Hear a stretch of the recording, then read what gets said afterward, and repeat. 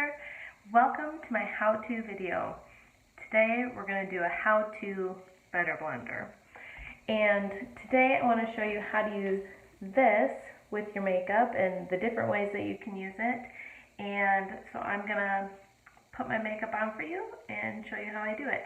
So the first thing you want to do with the blender tool is get it wet. So you can see here, okay, so this is my my blush compact. So I'm going to try to give you like a little reference point because you can see like the kind of size. It's a similar size to the compact.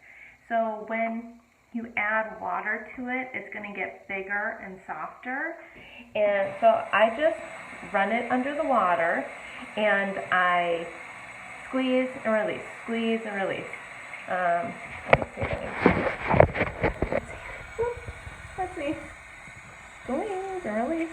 So I just do this to get the water in, and it starts to puff up, and then I squeeze out the excess water. So I do that, and I squeeze out the excess, put it back where it was,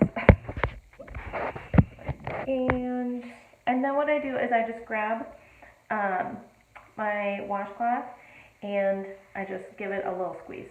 So any excess water. So it's now bigger. Let's see if you can tell the size, right? It's like rounder. So mine has been used for a while, so it's getting a little funny, but you can just see it's more plump. It's really soft and extra spongy. Before it was a little more dense and hard, and your makeup just goes on lighter when it's like this. I feel like it can be a little bit more of medium to full coverage with the soft. I think if you didn't do the water in it, it would be more of like a full coverage kind of heavy makeup on there. So, okay, so here's what I do. So I take my blender tool. As you can see, like I use this part a lot, so that's where I put my foundation. So right now I am using two different colors of the Skin Twin. So I do a pump of the medium 310, and then I like to add in a pump of or like a half pump of the 230, and I just put it on the end here, and then I just dab my face. So, and then I just kind of dab it in. So I like the blender tool, I think, better than a brush. You know, once I figured out how to use this, I really stopped using my brushes, and I just like how it goes on. I feel like it's a really natural look. It blends in really well. It's soft, and yeah, I just really like it. So that's also why I wanted to do the video, because I think sometimes with a blender, well, at least for me, before I really knew what it was kind of intimidating. I always started just using my hands, and I had no idea that people put foundation on with a brush. My mind was blown. And I learned this in Arizona, so I was like full-grown adult at this time. I was like, okay, I clearly know nothing. So I just like how it blends and makes the makeup look. And yeah, so I just go all the way around. So that's the nice part about the flat side. That's what I use for the foundation.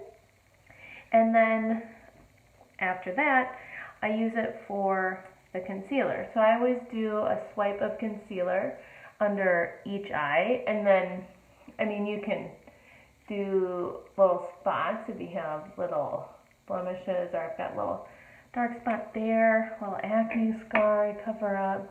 So I like to do, for the little spots, I usually like to do a finger. I don't know, I like that. I don't know. I guess it makes me maybe feel a little bit more in control of that, and I can kind of adjust it a little bit. But you can also use your blender tool. Sometimes I'll use the back part of the point to do like the little spots.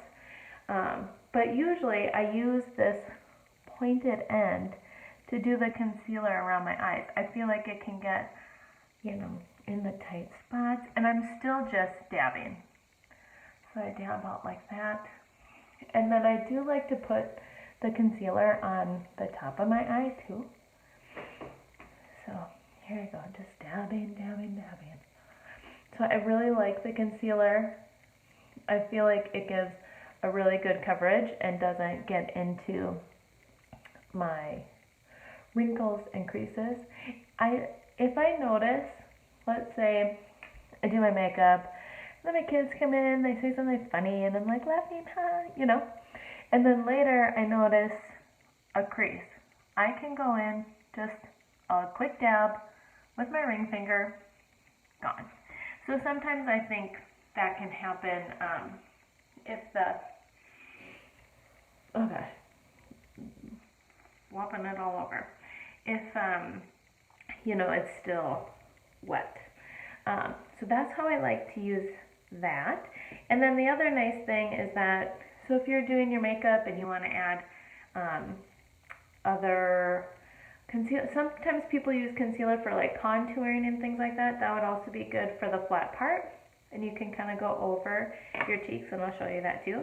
But then I also use it for when I put my blush on. So I usually will do the blush with my finger, and I just smile, get the apples of my cheeks, and I usually go around in a circle and then up on the top of my cheekbone, like this.